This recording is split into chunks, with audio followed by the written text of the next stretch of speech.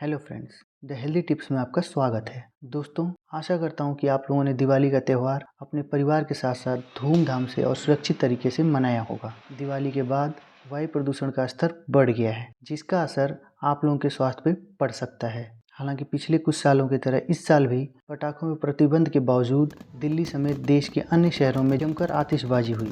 ज़्यादा पटाखों के इस्तेमाल के कारण AQI यानी एयर क्वालिटी इंडेक्स वायु गुणवत्ता सूचकांक का स्तर चिंताजनक स्थिति में पहुंच गया है। तो इस वीडियो में मैं आपको वायु प्रदूषण और उससे बचने के तरीके के बारे में विस्तार से बताऊंगा। सबसे पहले बात करते हैं कि AQI एयर क्वालिटी इंडेक्स वायु गुणवत्ता सूचकांक क्या होता है और उसके क्या क्या लेवल्स हैं। एयर क्वालिटी इंडेक्स यानी वायु गुणवत्ता सूचकांक किसी दिए गए क्षेत्र में वायु प्रदूषण की गंभीरता को इंगित करने के लिए उपयोग की जाने वाली संख्या है। यानी किसी भी क्षेत्र में वायु प्रदूषण की गंभीरता को मापने का सूचकांक है, जो कि 0 से 500 के बीच में बांटा गया है। अगर AQI 0 से 50 तक है तो उसे गुड यानी अच्छे कैटेगरी में रखा गया है। 51 से 100 को सेटिस्फैक्ट्री यानी संतोषजनक, 101 से 200 को मॉडरेट यानी मध्यम श्रेणी, 201 से 300 को पुअर यानी खराब, 301 से 400 को वेरी पुअर यानी अत्यधिक खराब, 401 से 500 को सेवियर यानी गंभीर श्रेणी में रखा गया है। अगर AQI वायु गुणवत्ता सूचकांक 100 तक रहता है तो अच्छा माना जाता है,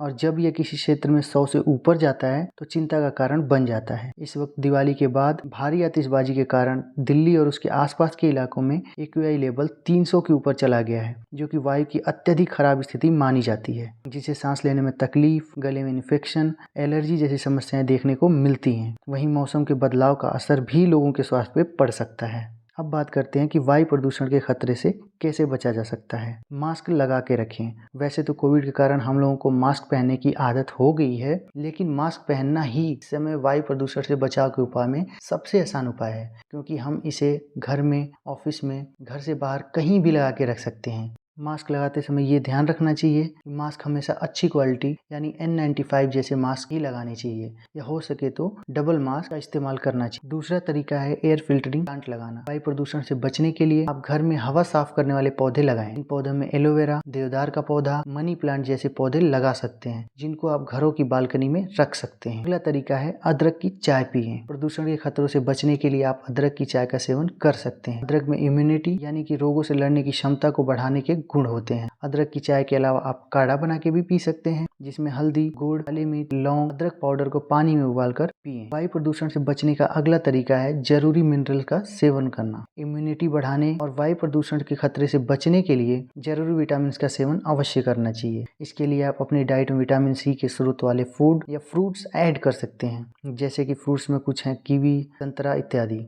वहीं मैग्नीशियम, ओमेगा 3, हल्दी, गुड़ का सेवन करना भी फायदेमंद होता है। अगर आपने अभी तक फलों पर आधारित मेरे वीडियोज को नहीं देखा है तो आई बटन पर क्लिक करके देख सकते हैं, जिसमें मैंने फलों में पाए जाने न्यूट्रिशन यानी पोषक तत्व, इसके फायदे इत्यादि को विस्तार से बताया है। दोस्तों, वैसे तो पोल्यूशन से बचने के प्रमुख तरीके मैंने बता दिए हैं, किंतु उसके साथ साथ आप घर के खिड़की दरवाजों को बंद रखें, घर में भी फुल स्लीव के कपड़े पहनें, और हो सके तो घर से बाहर कम निकलें या अवॉइड करें। सबसे महत्वपूर्ण ये है कि आप घर में ही ब्रीदिंग एक्सरसाइज या योगा जरूर करें। दोस्तों, उम्मीद करता हूँ कि इस वीडियो में मैंने आपको वायु प्रदूषण और उससे बचने के तरीके के बारे में अच्छी पूर्वक समझाया होगा। तो इस वीडियो को लाइक, अपनों तक शेयर और हमारे चैनल को सब्सक्राइब करना न भूलें। धन्यवाद।